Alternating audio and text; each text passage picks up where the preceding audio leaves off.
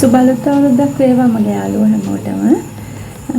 ඉතින් අලුත් අවුරුද්දේ හිතුණා YouTube channel එකේ වීඩියෝ ටිකක් ආයේ කරන්න ඕනි කියලා. මම ඔයාලට කියලා දෙන්නේ බ්ලොග් එකක් හදාගෙන ඒ බ්ලොග් එක උපයෝගී කරගෙන විවිධ නිර්මාණ කොහොමද කරගන්නේ කියලා මූලික පතරම හදාගෙන ඊට අනුව විවිධ ඇඳුම් මෝස්තර නිර්මාණය කරගන්නේ කොහොමද කියලා තමයි කියලා දෙන්න හිතුවේ. ඉතින් අපි බලමු කොහොමද මේ වැඩේ කරන්න කියලා. මේ බ්ලොග් එක හදාගන්න හැටි මම ඔයාලට කියලා දෙන්නේ මැනගත්තු උරහිස මිම්ම භාවිතා කරලා. මගේ මැනගත්තු මුල් උරහිස මිම්ම 16යි දෙකට බෙදලා මේ විදිහට බොක්ස් බෝඩ් එකේ ඉහළ කෙළවරේ ඉඳලා ඉදිරියට මේ විදිහට සකස් කරගත්ත මිම්ම ලකුණු කරලා උරහිස රේඛාව සකස් කරගන්නවා. ඊළඟට අපි කර පළල මිම්ම ලකුණු කරගන්නවා. හැමම උරහිස රේඛාව දිගේ කර පළල මිම්ම ලකුණු කරගන්නවා. ලකුණු කරගෙන අපි උරහිස දෙකට බෙදාගත්ත මිම්මම තමයි මේ විදිහට නැම මුදුනේ ඉඳලා රැඟල් රේඛාව සකස් කරන්න පහළට ලකුණු කරන්නේ. ලකුණු කරලා එතනින් ඉදිරියට රැඟල් රේඛාව සකස් කරගන්නවා මේ විදිහට. ඊළඟට උරහිස මිම්ම අවසන් වෙච්ච තැනින් පහළට අඟලක් ලකුණු කරලා මෙන්න මේ විදිහට උරහිස රේඛාව සකස් කරනවා. කියන්නේ කර පළල ලක්ෂයයි උරහිස අඟලක් පහළට පහත් කරපු ලක්ෂයයි මෙන්න මේ විදිහට රේඛාවකින් සම්බන්ධ කරලා උරහිස රේඛාව සකස් කරගන්නවා. කර පළල ලක්ෂයේ ඉඳලා පහළට අපේ බ්ලොක් එකේ උස ලකුණු කරගන්නවා. උරහිස මිම්මම තමයි බ්ලොක් එකේ උස හැටියට ලකුණු කරන්නේ. කියන්නේ මුල් උරහිස මිම්ම 16යි. කර පළල ලක්ෂයේ ඉඳලා පහළට ඒ අඟල් 16 ලකුණු කරනවා. ලකුණු කරලා මේ විදිහට ඉන රේඛාව සකස් කරනවා.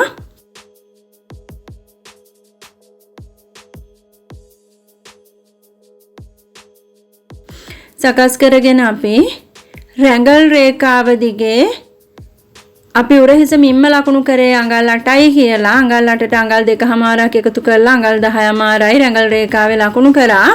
රැඟල් රේඛාවේ මිම්මට වැඩිය අඟලක් අඩු මිම්ම ඉන රේඛාවේ ලකුණු කරා. ලකුණු කරලා ඉන රේඛාවයි රැඟල් රේඛාවයි මෙන්න මේ විදිහට රේඛාවකින් සම්බන්ධ කරනවා.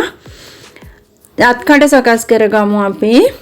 උරහිස මිම්ම අවසන් වෙච්ච තැනින් මෙන්න මේ විදිහට පහළට රැඟල් රේඛාව දක්වා රේඛාවක් ඇඳලා ඒ රේඛාව දෙකට බෙදා ගන්නවා.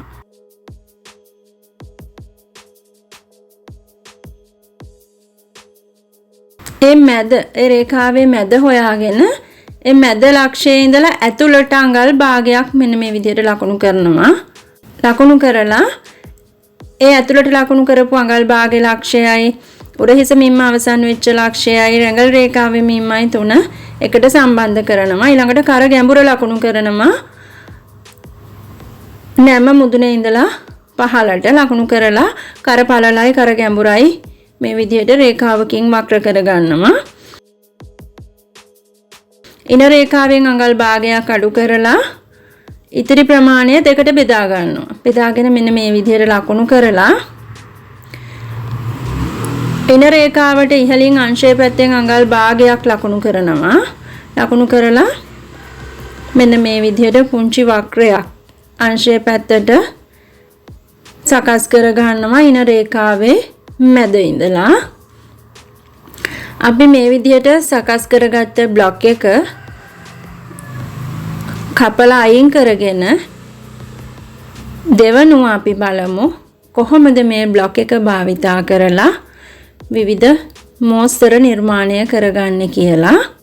දැන් මම ඔයාලට කියන්නම් කර පළල කර ගැඹුර කියන දෙක මෙතනදී සකස් කරගත්තේ කොහොමද කියලා. මැනගත්ත මුල් උරහිස මිම්මෙන් අඟලක් අඩු කරා. ඒ කියන්නේ අඟල් 16න් අඟලක් අඩු කරාම 15යි. ඒ මිම්ම හතරට බෙදුවා.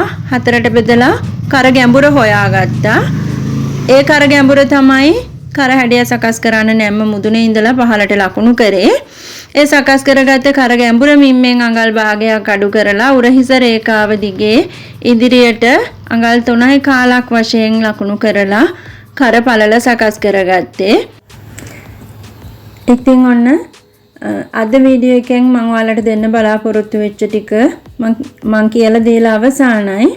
ඉතින් ඔයාලට මෙච්චර කාලයක් YouTube channel එකට වීඩියෝ කරන්න ඇත්තටම මට කාලයක් ඉතුරු වෙලා තිබුණේ නැහැ. මගේ අනිත් ව්‍යාපාර කටයුතුත් එක්ක ගොඩක් කාර්ය බහුල වෙලා හිටියා. ඉතින් දැන් මම නැවතත් උත්සාහ කරනවා හැකි උපරිමයෙන් මම දන්න සියලු දේ ඔයාලත් එක්ක බෙදාගෙන සහයෝගයෙන් වැඩ කරන්න.